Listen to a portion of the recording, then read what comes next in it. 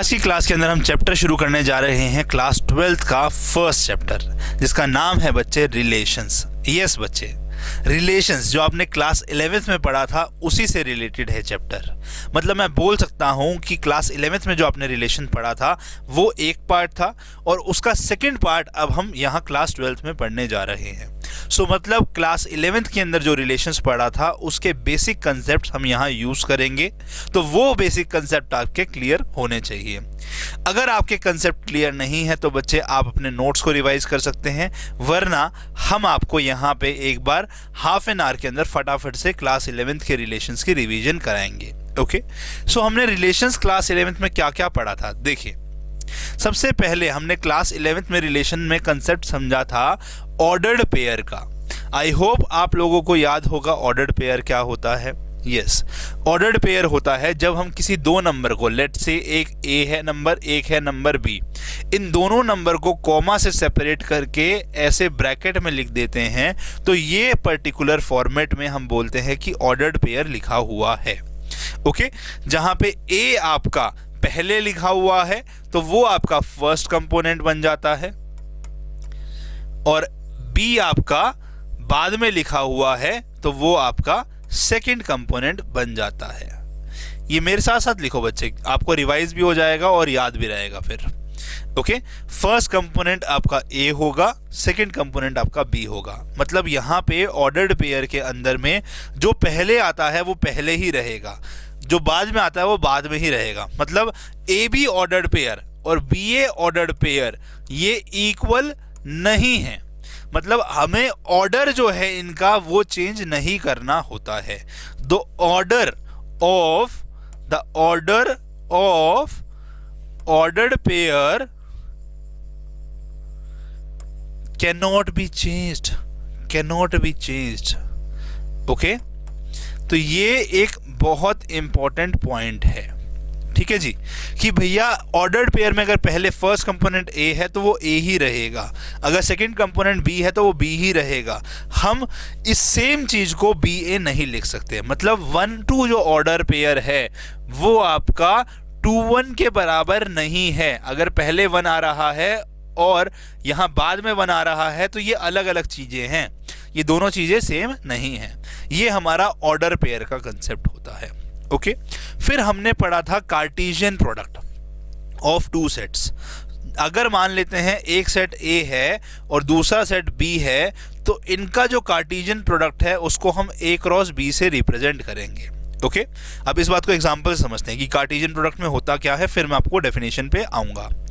हमने पढ़ा है जी एक सेट ए है एक सेट बी है, इनके प्रोडक्ट को कार्टेशियन प्रोडक्ट से लिखते हैं। सो एक सेट ए ये ले लिया हमने, बी सेट ये ले लिया। सो अगर मुझे इनका कार्टेशियन प्रोडक्ट बनाना है ए क्रॉस बी तो उसमें क्या आएगा, उसमें वो सारे ऑर्डर्ड पेयर आएंगे, जिसका फर्स्ट कंपोनेंट ए से लिया जा सके और सेकंड कंपोनेंट बी से लिया जाए। मतलब इस ए क्रॉस बी में ए और बी से बनने वाले सारे ऑर्डर्ड पेयर आएंगे जिसका फर्स्ट कंपोनेंट ऑर्डर का पेयर का ए से लिया जाएगा और सेकंड कंपोनेंट आपका बी से लिया जाएगा। तो मतलब कैसे कैसे पॉसिबल है, मैं फर्स्ट कंपोनेंट ऑर्डर पेयर का यहां से लूंगा तो ये 1 ले लिया जी, सेकंड कंपोनेंट यहां से लूंगा तो मैंने ए ले लिया। और क्या हो सकता है, फर्स्ट कंपोनेंट 1 लिया, सेकंड कंपोनेंट मैंने बी लिया, है ना। और क्या हो सकता है, फर्स्ट कंपोनेंट वापस से 1 लिया, सेकंड कंपोनेंट मैंने अब सी ले लिया। ये बन सकते हैं। ऐसे ही 2 के साथ में अलग अलग हम बना सकते हैं। 2 के साथ हमने ए ले लिया, 2 के साथ हमने बी ले लिया, 2 के साथ हमने सी ले लिया एक बार, तो ये ऑर्डर पेयर 2 के साथ बन सकते हैं। और फिर एक हमने 3 ले लिया, है ना जी, 3 के साथ ए ले लेंगे, 3 के साथ बी ले लेंगे और 3 के साथ सी ले लेंगे। समझ में आया। तो ये सारे ऑर्डर पेयर जो हमने बनाए हैं, ये 9 जो ऑर्डर पेयर बनाए हैं, इसके अलावा ऐसा कोई भी ऑर्डर पेयर नहीं बन सकता जिसमें फर्स्ट कंपोनेंट ए से लिया गया हो, सेकंड कंपोनेंट बी से लिया गया हो। सो ये सारे ऑर्डर पेयर का जो सेट बनेगा वो हमारा ए क्रॉस बी होगा, जिसको हम बोलते हैं Cartesian product of A and B. समझ में आया बच्चे? ठीक है जी, बात समझ में आई। सो ए क्रॉस बी, अब डेफिनेशन क्या हुई, A cross B is a Cartesian product which consist of all the order pair, ठीक है जी, all the ordered pair in which first component is from A and second component is from B, ठीक है ना जी। सो ऐसा कोई A cross B हमारा set बनेगा जिसमें सारे ऑर्डर पेयर आएंगे, जहां पे पहला कंपोनेंट A का होगा, सेकंड कंपोनेंट B का होगा। ये एग्जांपल से समझा दिया। अब ये A क्रॉस B था, अगर मैं आपको बोलता हूं यहां पे B क्रॉस A बनाने के लिए, तो उसमें क्या एलिमेंट आएंगे। देखिए हमने यहां पे क्या किया जी, यहां पे पहले A था और बाद में आपका B था, तो यहां पे जो फर्स्ट कंपोनेंट के एलिमेंट थे वो 1 लिए गए थे और सेकंड कंपोनेंट के एलिमेंट A लिया है। मतलब फर्स्ट कंपोनेंट के एलिमेंट आपके A को बिलोंग कर रहे थे, सेकंड कंपोनेंट के एलिमेंट आपको B को बिलोंग कर रहे थे। तो जब मैं B क्रॉस A लूंगा तो फर्स्ट कंपोनेंट आपके ऑर्डर पेयर के B को बिलोंग कर रहे होंगे और सेकंड कंपोनेंट A को। तो मतलब ऑर्डर पेयर जो है उसमें फर्स्ट कंपोनेंट क्या आएगा जी, आपका B को बिलोंग करने वाले एलिमेंट। मतलब मैं फर्स्ट कंपोनेंट यहां से पिक करूंगा और सेकंड कंपोनेंट यहां से, क्योंकि पहले मैंने B लिखा है और बाद में मैंने A लिखा है। ओके, समझ में आया। तो क्या क्या ऑर्डर पेयर बनेंगे, फर्स्ट कंपोनेंट मान लीजिए हमने A लिया, तो उसके साथ सेकंड कंपोनेंट में एक बार 1 ले सकता हूं, एक बार मैं 2 ले सकता हूं, एक बार मैं 3 ले सकता हूं, ये पॉसिबिलिटी है।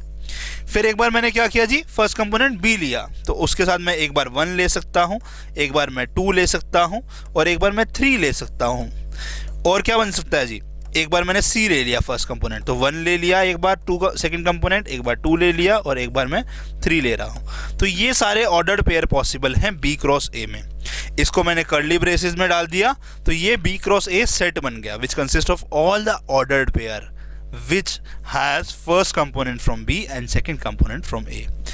समझ में आया बच्चे। अब यहाँ से हम देख सकते हैं बहुत इजीली कि जो फर्स्ट कंपोनेंट है यहाँ पे 1A है, यहाँ A1 है, और हमें पता है 1A ऑर्डर्ड पेयर A1 से इक्वल नहीं है। इसी प्रकार से बाकी सारे, तो मैं ये बात बोल सकता हूँ कि A क्रॉस B जो है वो आपका B क्रॉस A के इक्वल नहीं होता है नॉर्मली, ठीक है। ये जनरल केस है, ओके, ये जनरल केस है। ऐसा हो, बहुत रेयर केसेस के अंदर में इक्वल हो सकते हैं, बट मैक्सिमम अगर हम जनरलाइज करेंगे तो ये इक्वल नहीं होता है। ओके जी। अब हमने आपको A क्रॉस B निकालना सिखाया, B क्रॉस A निकालना सिखाया। अगर मैं आपको बोलूं A क्रॉस A और B क्रॉस B निकाले तो कैसे निकालेंगे। अगर मैं आपको बोलूं A क्रॉस A और B क्रॉस B निकालें तो आप कैसे निकालेंगे, फटाफट से ट्राई करिए जी, फटाफट से ट्राई करिए। ओके, चलिए काम करते हैं। A क्रॉस A मैं आपको निकालना सिखाता हूँ, B क्रॉस B आप निकालिए। A क्रॉस A के अंदर में A क्या है हमारा, A हमारा सेट है 1 2 3 एलिमेंट वाला, है ना जी, यही है यहाँ पे हमने जो लिखा था। Okay, so A cross A का मतलब क्या है जी, फर्स्ट कंपोनेंट A से, सेकंड कंपोनेंट भी A से। तो फर्स्ट कंपोनेंट A से, सेकंड कंपोनेंट A से, मतलब वापस से लेट सपोज 1 पिक कर लिया, और फर्स्ट कंपोनेंट A से 1 ही लिया, और इसके साथ दूसरा क्या हो सकता है, सेकंड कंपोनेंट वापस A से, तो 2 भी हो सकता है, ऐसे 1 3 भी हो सकता है, ऐसे ये 1 1 के फर्स्ट कंपोनेंट ले लिए। अब हम 2 फर्स्ट कंपोनेंट लेते हैं, फिर उसके साथ क्या पॉसिबिलिटी है, एक बार 1 ले लेंगे, एक बार अपन 2 ले लेंगे, एक बार अपन 3 ले लेंगे। सिमिलरली फर्स्ट कंपोनेंट एक बार अगर 3 लिया तो 3 1 बनेगा, 3 2 बनेगा और 3 3 बनेगा। मतलब क्या है जी, यहाँ पे A क्रॉस A का मतलब है कि फर्स्ट कंपोनेंट इसी A से और सेकंड कंपोनेंट भी इसी A से लेकर जितने भी ऑर्डर पेयर पॉसिबल हैं वो सब बनाने हैं। तो ये हमारा A क्रॉस A आया। अब B क्रॉस B आप बनाइए, जहाँ पे B है आपका A B और C, ये आपके लिए होमवर्क है। ओके, यहाँ पे आप फटाफट से अपना बनाइए, उसके बाद आप वीडियो को ऑन करिएगा, तब तक आप वीडियो को पॉज करें, ठीक है जी। सो ये सब अब हम जो कर रहे हैं बच्चे, ये सब आप पढ़ चुके हैं क्लास 11 में, हम तो बस यहाँ पे रिवीजन कर रहे हैं। ओके जी, हम यहाँ पे क्या कर रहे हैं, रिवीजन ही तो कर रहे हैं और कुछ थोड़ा ना कर रहे हैं। समझ में आया। तो नंबर ऑफ एलिमेंट्स अगर मैं आपसे पूछता हूं कार्टेशियन प्रोडक्ट में तो कितने हुए, फटाफट से बताओ कितने दिख रहे हैं जी। यहाँ पे दिख रहे हैं 3, जहाँ पे थे वहाँ पे 9 हो गए हैं ऑर्डर पेयर, ठीक है। 3 और 3 थे। अगर मान लेते हैं कि A क्रॉस B है, ठीक है, A क्रॉस B है, जहाँ पे नंबर ऑफ एलिमेंट A में जो है लेट से M है और नंबर ऑफ एलिमेंट B में जो है बच्चे वो N है। So number of element A cross B में कितने होंगे हमें ये बताना है। ओके, हमें क्या दिख रहा है, देखिए यहाँ पे A में एलिमेंट जो दिख रहे थे वो 3 थे और B में एलिमेंट 3 थे। यहाँ पे 3 एलिमेंट है और यहाँ 3 एलिमेंट है। सो इससे कितने ऑर्डर पेयर बने, 1 2 3 4 5 6 7 8 और 9, है ना जी, 9 ऑर्डर पेयर बने। तो मैं बोल सकता हूँ कि इनके मल्टीप्लिकेशन के इक्वल है हमारा आंसर। सो अगर यहाँ पे m की होता ये तो m की वैल्यू 3 थी और अगर ये n होता तो n की वैल्यू 3 थी।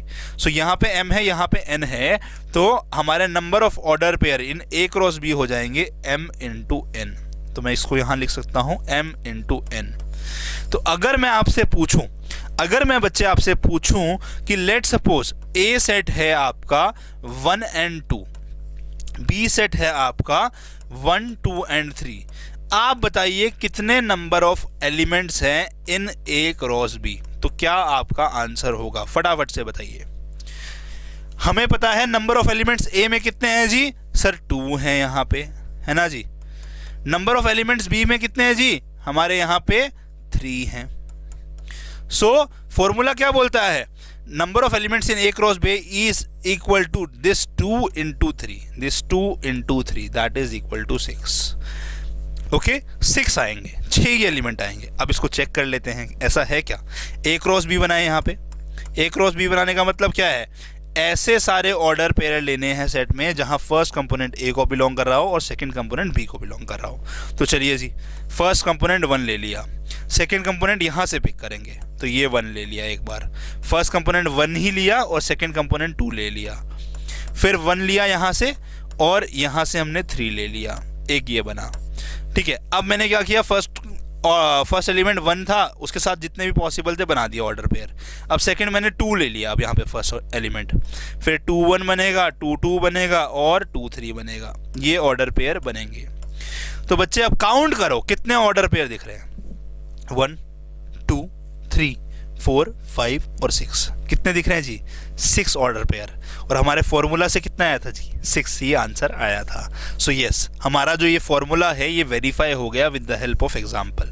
क्या हुआ जी कि अगर नंबर ऑफ एलिमेंट A में m है और नंबर ऑफ एलिमेंट B में n है तो total number of element in A cross B या total number of order pair in A cross B will be equal to m into n। Okay जी, ये formula याद रखना है। सो ये बेसिक्स हमने समझा है to understand the relation.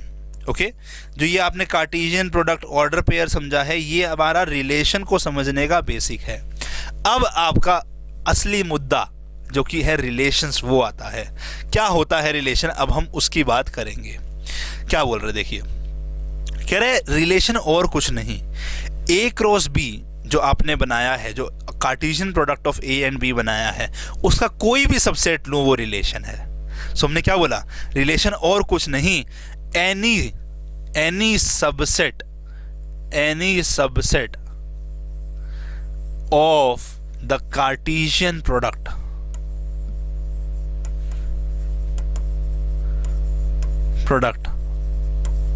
of the sets taken is relation। मेरे साथ साथ लिखो बच्चे इस बात को, ठीक है ना, is relation।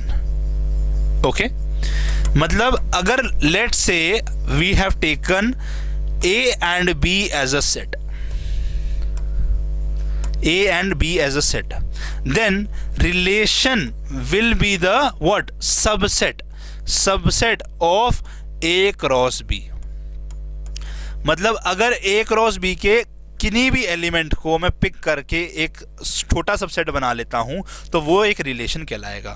सो अगर मैं बोलता हूं बच्चे आपके लिए A क्रॉस B ये पर्टिकुलर सेट है, ओके।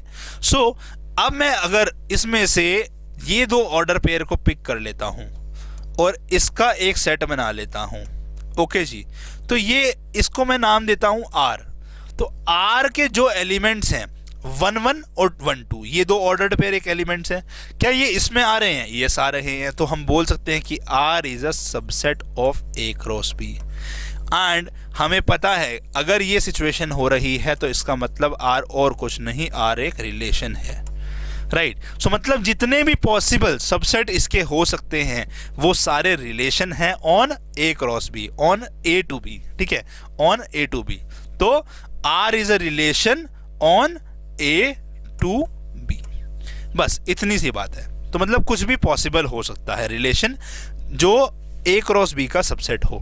बट जनरली अगर आप देखोगे, ये तो हमने आपको एक डेफिनेशन बताई, मैथमेटिकल टर्म्स में बताया, बट रिलेशन का मतलब क्या होता है? रिलेशन मतलब रिश्ते, है ना। आपका मेरा रिश्ता है स्टूडेंट और टीचर का, आपका मम्मी पापा के साथ रिश्ता है बेटे और क्या नाम है, मम्मी का, या बेटा और पापा का, या बेटी और मम्मी का, या बेटा और पापा का। सो कोई एक रिश्ता है, देयर इज अ रिलेशन। सो वैसे ही यहाँ पे भी रिलेशन में जनरली एक ऐसी टर्म कंडीशन होगी जिसको पर्टिकुलर रिलेशन सेटिस्फाई कर रहा होगा। ऐसा जनरली केसेस में होगा बट हमेशा नहीं होगा, ठीक है। तो इसलिए मैथमेटिकली जनरलाइज करने का तरीका है कि रिलेशन जो है वो ए क्रॉस बी का सबसेट है। बट जैसे हमारा नाम में आता है रिलेशन, वैसे ही रिलेशन है, कुछ ना कुछ तो यहाँ पे भी रूल्स रेगुलेशन चल रहे होंगे। हमारे रिलेशन में भी तो रूल रेगुलेशन चल रहे हैं ना, कि भैया बेटा है उसे मम्मी पापा की बात माननी पड़ेगी, मैं जो पढ़ा रहा हूँ आपको पढ़ना पड़ेगा, हमारा ये रिलेशन है ना जी। सो वैसे ही यहाँ भी रिलेशन क्या है कि रिलेशन जो है वो हमारा ए क्रॉस बी का सबसेट होना ही चाहिए। समझ में आई बात बच्चे? सो रिलेशन और कुछ नहीं है, relation is a subset of A cross B Cartesian product on A to B set. अब बात समझो, कह रहे हैं कि if A B belongs to relation, अगर A B order pair relation को बिलोंग करता है तो हम इसको लिखते हैं ए रिलेटेड टू बी, ठीक है। ए कैपिटल आर स्मॉल बी, इसको पढ़ने में कैसे आता है? ये पढ़ने में आता है ए इज रिलेटेड टू बी, लिख लो इस बात को, ठीक है जी। ए इज रिलेटेड टू बी, ये ऐसे पढ़ने में आता है, ओके। सो मतलब अगर 2-3 ऑर्डर्ड पेयर हमारा बिलोंग करता है रिलेशन को तो हम लिखेंगे 2 इज रिलेटेड टू 3, ओके। ये ऐसे लिखा जाता है कई बार। सो अगर ए बी पेयर नहीं बिलोंग करता है रिलेशन को तो इसको लिखते हैं A does not belong to relation B. So इसको ऐसे पढ़ेंगे क्या? A is not related to B. तो अगर हमारा कोई एक और पेयर है 4 5, ये नहीं बिलोंग करता है रिलेशन को तो हम लिखेंगे क्या? 4 is not related to 5, okay. Just लिखने का तरीका है, समझ में आया बच्चे? अब अगर आपसे कोई पूछता है number of subsets of A cross B कितने पॉसिबल है, तो क्या आप बता सकते हो? यस, बहुत इजीली। हमने सबसेट के रिलेटेड में एक दो चीजें पढ़ी हुई हैं। क्या पढ़ा हुआ है जी? हमें पता है नंबर ऑफ सेट सबसेट्स, ये आपने सेट्स चैप्टर में पढ़ा हुआ है, याद करिए। Number of subset of a set A with a set having n element, मतलब with number of element in A is equal to, let suppose n आ रहा है, मतलब जितने एलिमेंट हैं इसमें वो n मानते हैं, तो नंबर ऑफ सबसेट कितने पॉसिबल होंगे? दैट विल बी 2 की power n, that will be equal to 2 की पावर n, ठीक है ना, सॉरी 2 की पावर n। तो अब हमें पता है ए क्रॉस बी की अगर मैं बात कर रहा हूं, यहाँ पे मैं बात किसकी कर रहा हूं जी? आपका ए क्रॉस बी की। तो ए क्रॉस बी में कितने एलिमेंट पॉसिबल होते हैं? Number of elements A cross B में कब कितने होते हैं? अगर मेरे ए में है आपके m एलिमेंट और बी में है आपके n एलिमेंट, तो हमें पता है number of element A cross B में होंगे m की पावर m इंटू n, है ना जी। अब ध्यान लगाओ, यहाँ पे नंबर ऑफ एलिमेंट ए में n थे तो सबसेट कितने थे? 2 की पावर n। अब अगर मेरे पास में सेट के अंदर में n की जगह mn एलिमेंट हो गए तो यहाँ पे नंबर ऑफ सबसेट कितने पॉसिबल होंगे? 2 की power mn। So number of subset in n a cross b will be equal to what? 2 की पावर mn, है ना जी, 2 की पावर mn, ठीक है। So number of subset in A cross B will be equal to 2 की power mn। अब हमें क्या पता है जी? हमें क्या पता है कि जितने भी सबसेट पॉसिबल हैं ए क्रॉस बी के, वो सारे रिलेशन हो सकते हैं। सो मैं ये बोल सकता हूं ये कुछ और नहीं, ये हमारा आया है total number of relation possible, total number of relation possible from A to B या फिर on A cross B set. ठीक है जी, इस बात को लिख लीजिए, ये इंपॉर्टेंट है, इस बात को लिख लीजिए। ठीक है, मतलब नंबर ऑफ सबसेट जो ए क्रॉस बी के हैं वो है हमारा 2 की पावर mn, ये हमने प्रूव कर दिया।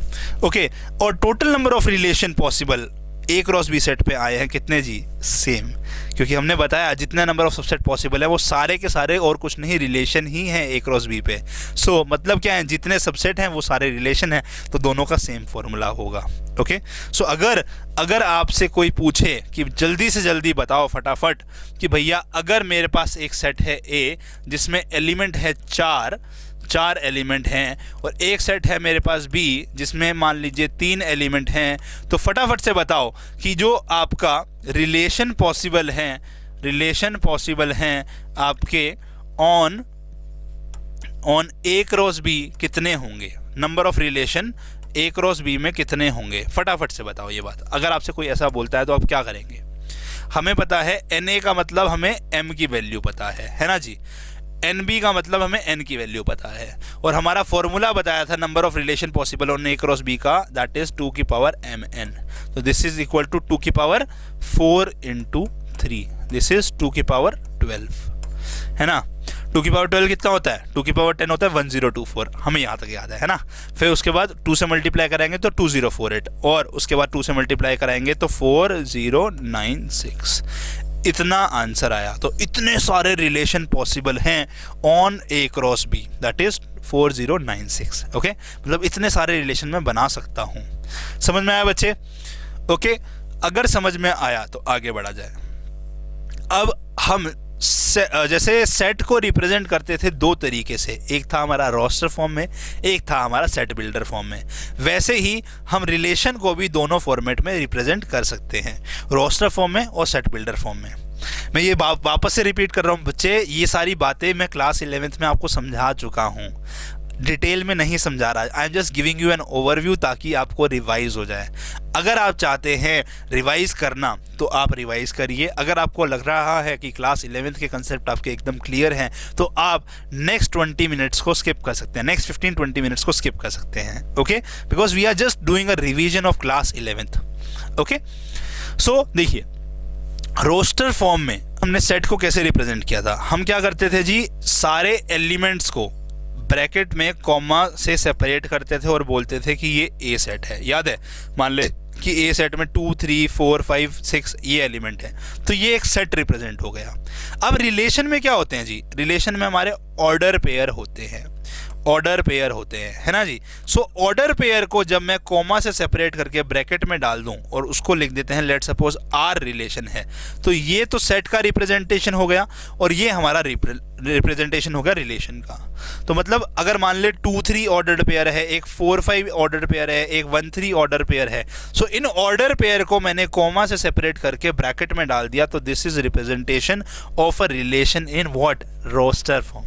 ओके, सिमिलर सेट की तरह है, बट सेट में क्या आते थे? सिंगल एलिमेंट लेते थे, हम कोई नंबर ले सकते हैं, बट रिलेशन में क्या होगा? हमेशा कोई ऑर्डर पेयर ही लिया जाएगा, लाइक दिस। ओके, समझ में आया बच्चे? अगर ये बात समझ में आई है तो अब हम सेट बिल्डर फॉर्म की बात करते हैं। सेट बिल्डर फॉर्म में सेट कैसे रिप्रेजेंट होता था? याद है बच्चे? हम इसी सेट को अगर रिप्रेजेंट करना चाहते हैं तो क्या करते थे? हम बोलते थे कि x is such that x belongs to natural number and x is less than equal to 6, है ना। तो ये रिप्रेजेंट हो गया यहाँ पे ऐसे। ओके, सो अब अगर मुझे रिलेशन को यहाँ पे रिप्रेजेंट करना है तो मतलब यहाँ तो कुछ बन नहीं रहा, या मान लें यहाँ पे 1, 2 है, ये 1, 2 ले लेते हैं। अब मैं क्या कर सकता हूँ, मुझे इन ऑर्डर पेयर के अंदर में, ठीक है, यहाँ तो क्या था जी, सारे एलिमेंट को लिस्टिंग का तरीका था। यहाँ पे अब मुझे क्या करना होगा, इन ऑर्डर पेयर के बीच में पहले और दूसरे कंपोनेंट में रिलेशन देखना होगा। पहले और दूसरे कंपोनेंट में क्या कोई रिलेशन पॉसिबल है, मतलब कोई एक पर्टिकुलर रूल रेगुलेशन पॉसिबल है या नहीं है, वो चेक करना होगा। कुछ दिख रहा है? हाँ सर दिख रहा है, पहला एलिमेंट जो है सर वो दूसरे से एक छोटा है। यस, सो हम इजीली बता सकते हैं कि रिलेशन क्या बता रहा है, यहाँ पे कंडीशन क्या दे रहा है कि पहला एलिमेंट दूसरे से एक छोटा है। सो हम कैसे लेंगे? हम लेंगे, अगर इसको सेट बिल्डर फॉर्म में लिखेंगे, हम बोलेंगे relation is such that it consist of A B order pair such that A is equal to B minus one. ये रिलेशन है ना, पहला एलिमेंट दूसरे से एक छोटा है, जहां पे ए बिलोंग कर रहा है लेट सपोज ए सेट को एंड बी बिलोंग कर रहा है बी सेट को। जहां हम ए सेट कौन सा ले रहे हैं? फर्स्ट कंपोनेंट का सेट, जहां पे 2, 4 और 1 एलिमेंट आ रहा है। ओके जी, और बी सेट ले रहे हैं हम सेकंड कंपोनेंट वाले को, जहां पे हमारा 3, 5 और 2 एलिमेंट आ रहा है। अब देखो ये कंडीशन जो हमने लिखी है, क्या इससे अगर हम ऑर्डर पेयर बनाएंगे यही पॉसिबल है? देख लेते हैं। ए बी ऑर्डर पेयर होने चाहिए, ओके, जहां रिलेशन फॉलो हो रहा हो A is equal to B minus one, okay. या मैं इसको चेंज कर दूं, ऐसे भी लिख सकता हूं इस रिलेशन को कि B is equal to A plus one, मतलब सेकेंड कंपोनेंट फर्स्ट से एक बड़ा है। बात एक ही है ना। सो चेक करें, अगर मैं ए की वैल्यू 1 डालता हूं तो सेकेंड कंपोनेंट हमारा 2 आना चाहिए। क्या यही आ रहा है? ये रहा सर, यही आ रहा है। अगर मैं यहाँ पे ए की वैल्यू 2 डालता हूँ, जो कि ए इसको बिलोंग कर रहा है ना, बड़े वाले ए सेट को, इस वाले कैपिटल ए सेट को, तो ए की वैल्यू अगर मैं 2 डालता हूँ तो वैल्यू 3 आनी चाहिए। क्या 2 के साथ 3 आ रही है सेकंड वैल्यू? यस आ रही है। अगर मैं 4 डालता हूँ तो 5 आना चाहिए सेकंड कंपोनेंट। क्या 4 के साथ 5 आ रहा है? यस आ रहा है।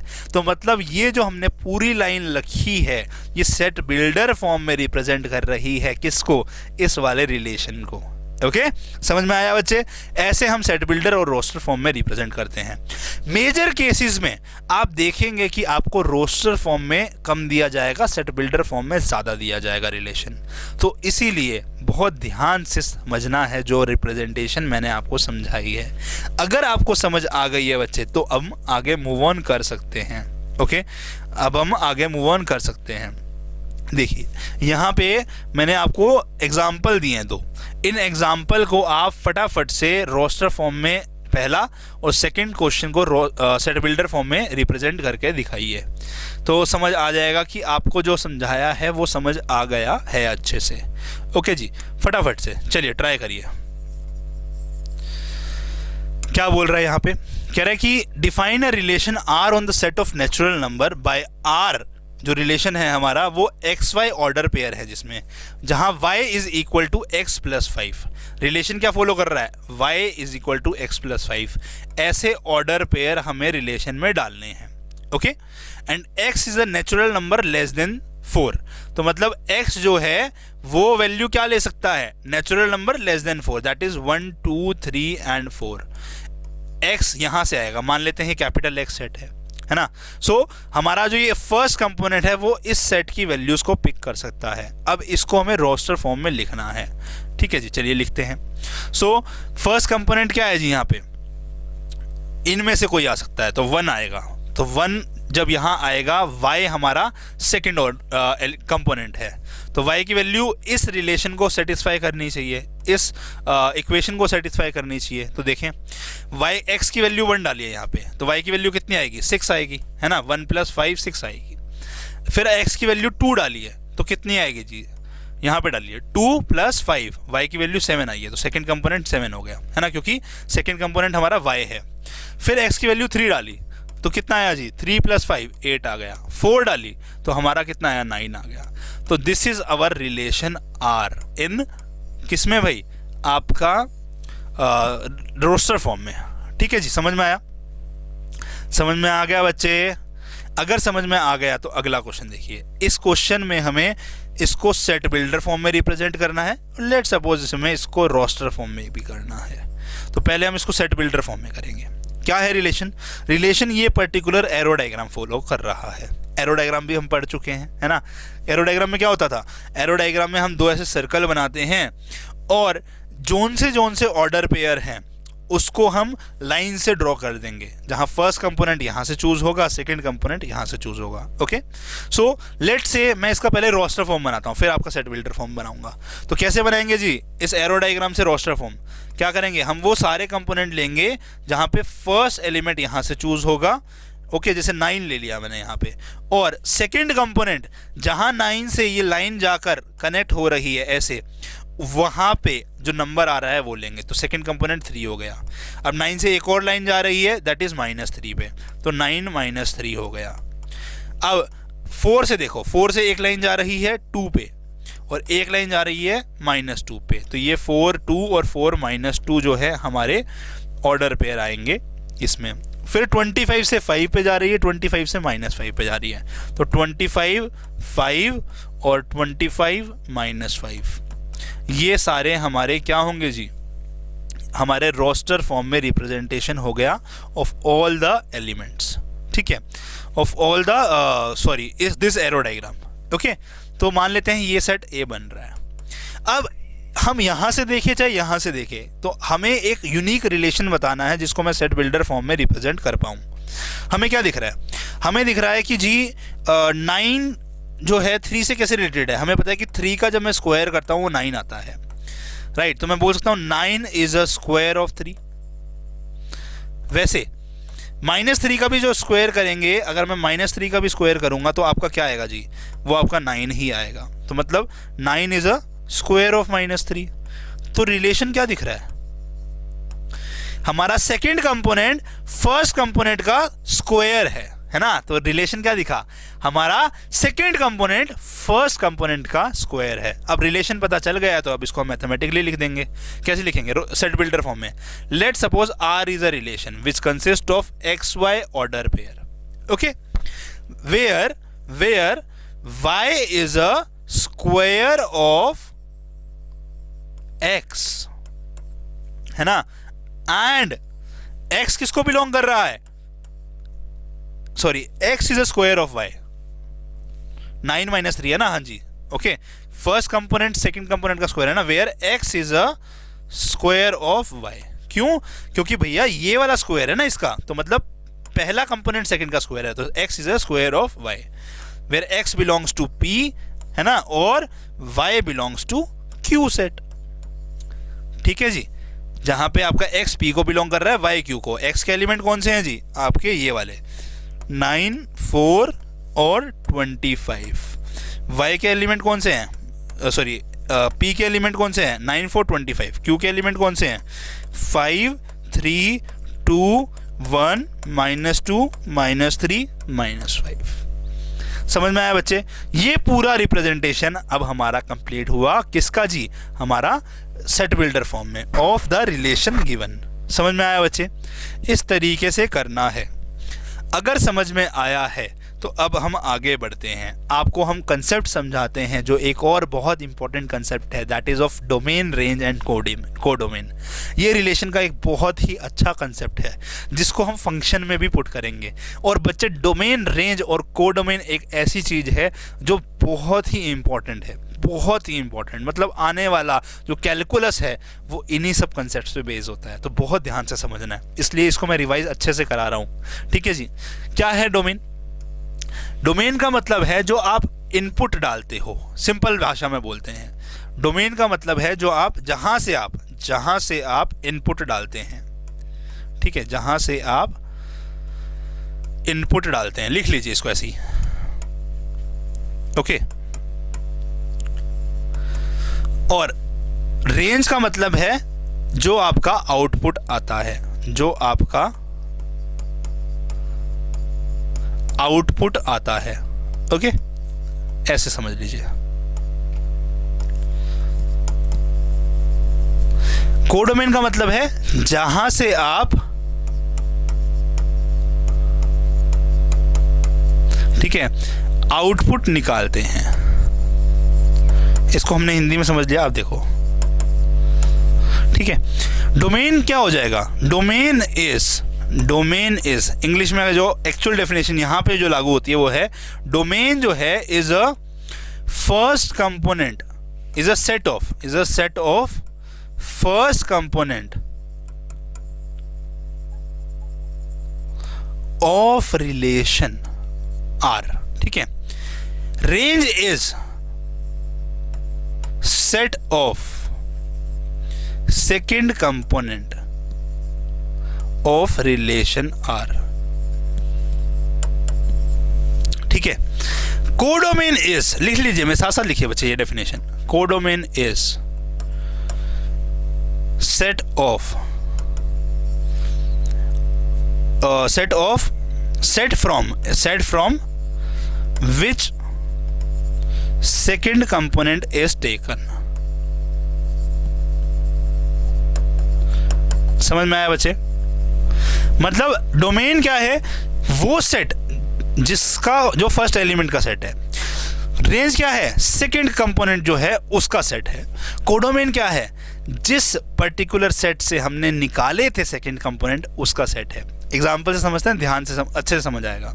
सो अगर मैं इस रिलेशन की बात करता हूँ आपसे, ठीक है, जो हमने स्क्वायर ऑफ वाला रिलेशन इसकी बात करते हैं, तो यहाँ पे मेरे बच्चे डोमेन क्या बन जाएगा? ये सारे एलिमेंट जो हमारे पॉसिबल हैं इस रिलेशन में उसका फर्स्ट कंपोनेंट। तो एक सेकेंड यहाँ चलते हैं, इधर में यहाँ से समझते हैं। तो हमारा रिलेशन था यहाँ पे ये आर रिलेशन है ना। सो ये लेट्स सपोज ये आर रिलेशन था, ये रिलेशन था। अब अगर आप ध्यान से देखते हैं तो इसमें डोमेन क्या होगा? इसमें डोमेन क्या होगा? ऊपर वाले में डोमेन होगा जितने भी फर्स्ट एलिमेंट हैं उनका सेट। तो फर्स्ट एलिमेंट क्या है जी? 9 तो एक ही बार लिखेंगे जी, हमें सेट में लिखना तो एक ही बार लिखते हैं, 9 है। और क्या आ रहा है जी? 2 बार 4 आ रहा है तो एक बार हम 4 लिख देंगे, ये फर्स्ट कंपोनेंट आ गया। और क्या आ रहा है? 25 आ रहा है तो 25 भी एक बार लिख देंगे। तो डोमेन क्या हो गया? जितने भी फर्स्ट कंपोनेंट है उनको अलग से लिख दो, उसका सेट डोमेन कहलाता है। रेंज क्या बोला था मैंने आपको? रेंज बोला था जितने भी सेकंड कंपोनेंट है उसका सेट। तो 3 - 3, ठीक है, -2 2 -2 2, 5 - 5, ये हमारा क्या हो गया? रेंज हो गया। कोडोमेन क्या है? कोडोमेन है मेरे बच्चे ये नहीं, ये पूरा सेट Q जहां से हमने सेकंड कंपोनेंट के एलिमेंट को निकाला है। तो Q के सारे एलिमेंट कोडोमेन है। तो Q के सारे एलिमेंट क्या हैं जी? देखिए 5 है, 3 है, 2 है, 1 है, -2 है, -3 है और -5 है। सो अगर आप रेंज और कोडोमेन को देखेंगे तो ये सेम नहीं है, ये सेम नहीं है। यहाँ पे 1 आ रहा है जो इसमें प्रेजेंट नहीं है। सो कोडोमेन और रेंज कभी कभार सेम हो जाते हैं, कभी कभार नहीं होते हैं, ठीक है, जैसे यहाँ पे प्रूव किया। सो कोडोमेन क्या है? जिस सेट से हमने सेकंड कंपोनेंट निकाला है। रेंज क्या है? सेकंड कंपोनेंट का सेट। डोमेन क्या है? फर्स्ट कंपोनेंट का सेट। याद रखिएगा, बहुत इंपॉर्टेंट बात है मेरे बच्चे, ठीक है। चलिए, अगर समझ में आया है तो हमने यहाँ पे आपको एक और क्वेश्चन दे रखा है डोमेन, रेंज और कोडोमेन निकालने का। आप फटाफट से इस क्वेश्चन की डोमेन, रेंज और कोडोमेन खुद से निकालें। वीडियो को पॉज करें और इस क्वेश्चन की खुद से डोमेन, रेंज और कोडोमेन निकालें। ओके बच्चे, आई होप वीडियो को पॉज करके आपने सॉल्व कर लिया है। अब हम बताते हैं आपको। देखिए क्या बोल रहा है? कह रहा है A is a set which has 1 2 3 4 element, B is a set which has A B C D element. Relation जो है वो 1A 2A 2C और 4D एलिमेंट लेकर आया है। अब हमें डोमेन, रेंज और कोडोमेन बतानी है। डोमेन, रेंज और कोडोमेन बताना है। ओके, चलिए डोमेन क्या होगा जी? डोमेन होगा यहाँ पे जोन से फर्स्ट एलिमेंट आ रहे हैं। 1 आ रहा है, 2 आ रहा है और 4 आ रहा है। अब देखिए कई लोग क्या करते हैं, इसी को लिख देंगे पूरा, गलत हो जाएगा। 3 नहीं है भाई, यहाँ पे 3 है ही नहीं। सो रिलेशन के केस में डोमेन अलग होता है, ठीक है, सिर्फ 1 2 और 4 वाला। रिलेशन में याद रखना, फंक्शन में अलग होगी चीज़ें, बट रिलेशन में क्या है? सिर्फ फर्स्ट कंपोनेंट। तो फर्स्ट कंपोनेंट में क्या आ रहा है? 1 2 और 4। रेंज में क्या होगा जी? रेंज में होगा सेकेंड कंपोनेंट A C और D। A 2 बार आया तो एक ही बार लिखेंगे, C और D। तो ये हमारी रेंज हो गई। अब कोडोमेन, कोडोमेन क्या होगा? सेकेंड कंपोनेंट जहाँ से निकाला है, यहाँ से निकाला ना, देखिए ए बी सी डी में से निकाले हैं ए सी और डी, तो ये हमारा कोडोमेन होगा, that is A B C and D, ये पूरा का पूरा सेट उठा के हम यहाँ लिख देंगे। कोडोमेन क्या है? बी सेट, ये। सो ये हमारा आंसर हो गया। समझ में आया बच्चे? ऐसे आपको करना है, बहुत इजी है, कुछ मुश्किल नहीं है, बहुत इजी है, ध्यान से समझिए बस। ओके, एरो डायग्राम वापस से एक बार हम समझा चुके हैं, बट अब आपको हम थोड़ा डिटेल में समझाएंगे। यही एग्जाम्पल लेके, जो एग्जाम्पल यहाँ लिखा हुआ है ना, इसी एग्जाम्पल को लेके मैं आपको एरो डायग्राम दोबारा से समझाता हूँ। मैं एक बार आपको इंट्रोडक्शन दे चुका हूँ, फिर भी दोबारा समझा रहा हूँ, ठीक है। देखो, एरो डायग्राम का मतलब क्या है जी? आपको दो गोले बनाने हैं सबसे पहले, ठीक है। पहला बनाना है जो फर्स्ट कंपोनेंट जहाँ से निकाला है उस सेट का, दूसरा बनाना है जहाँ से हमने सेकंड सेट कंपोनेंट निकाला है। तो अगर ये रिलेशन देखते हैं तो फर्स्ट कंपोनेंट इससे निकाले हैं तो ए सेट से निकाला है, तो यहाँ पे ए का गोला बनेगा, और सेकंड कंपोनेंट यहाँ वाला, तो ये है सेकंड कंपोनेंट वाला जो कि बी सेट था, है ना। सो ऐसे गोले बनाने हैं। अब इसमें क्या करना है, जितने भी एलिमेंट हैं उसको ऐसे वर्टिकली लिख दीजिए। एक एलिमेंट 1 2 3 और 4 है, ऐसे लिख दिए। इसमें क्या करेंगे, बी के जितने एलिमेंट है उसको वर्टिकली ऐसे लिख दीजिए। लिख दिया भाई। अब क्या बोलता है, कह रहे हैं कि एरो डायग्राम में जो आपके ऑर्डर पेयर बन रहे हैं ना, उन एलिमेंट को लाइन से ड्रॉ कर दो, एरो लाइन से। सो 1 और ए आपका बन रहा है, तो 1 और ए को आप ऐसे लाइन से जोड़ो और ऐसे एरो से जोड़ दो। तो मतलब इसका क्या है कि 1 से निकल के एरो 2 पे गया है, तो 1 is a first component and second is second component is a, ठीक है। सो ऐसे जोड़ते हैं। वैसे ही 2 और ए है, तो मतलब 2 से निकल के ए पे लाइन गई है, तो ऐसे लाइन को जोड़ दिया जाएगा। ओके, 2 से सी पे गई है, तो 2 से हमारा सी पे गया है, तो ऐसे लाइन को जोड़ देंगे। 3 नहीं है, 3 से मतलब कोई लाइन नहीं जाएगी। 4 से डी पे गया है, तो 4 से डी पे ऐसे जोड़ देंगे। So this is our arrow diagram, this is our arrow diagram. समझ में आया बच्चे? ऐसे आप ड्रॉ करते हैं। बहुत सिंपल सी बात है, ज़्यादा एग्जाम्पल समझाने की ज़रूरत नहीं है, ये सब आप चीज़ें पढ़ चुके हैं। क्योंकि अगर आपको समझ आ चुका है तो अब हम आपको एक छोटा सा बात बता रहे हैं, जहां हमारा कंप्लीट हो जाएगा पार्ट जो क्लास 11th में समझा है वो, फिर हम मूव ऑन करेंगे आपका क्लास 12th के पार्ट की ओर। चलिए देखिए। सो रिलेशन ऑन अ सेट, अगर आपको कहीं पे ये लाइन लिखी हुई मिलती है रिलेशन ऑन अ सेट, तो इस लाइन का मतलब क्या है? इसका मतलब है कि एक ए हमने सेट लिया है जो कि नॉन एम्प्टी सेट है, मतलब A is not equal to null set या एम्प्टी सेट, है ना। एक ऐसा ए सेट लिया है। तो जब हम रिलेशन ए से ए पे बनाते हैं, मतलब अगर मैं कोई रिलेशन ए से ए पे, मतलब फर्स्ट कंपोनेंट भी ए से लिया है, सेकंड कंपोनेंट भी ए से लिया है, तो अगर ऐसा कोई रिलेशन बना रहा हूं मैं जो मैंने इसके अंदर से निकाला है, तो वो रिलेशन ऑन अ सेट कहलाएगा। मतलब फर्स्ट कंपोनेंट भी इससे, सेकंड कंपोनेंट भी इससे, तो ऐसे रिलेशन को हम बोलते हैं रिलेशन ऑन अ सेट। बस एक सिंपल सी डेफिनेशन थी। सो अगर मैं बोलता हूं आपको एक सेट है ए 1 2 3, सो आप बताइए कोई रिलेशन जो सिर्फ इस पे हो, तो आप बोल सकते हैं सर एक रिलेशन 1 1 1 2 और 1 3 है हमारा। सो अगर आप ध्यान से समझेंगे तो ये रिलेशन एक्चुअली में और कुछ नहीं, ए क्रॉस ए का सबसेट है। मतलब फर्स्ट कंपोनेंट भी इससे लिया है, सेकंड कंपोनेंट भी इसी सेट से लिया है, तो इसको हम बोलते हैं रिलेशन ऑन अ सेट।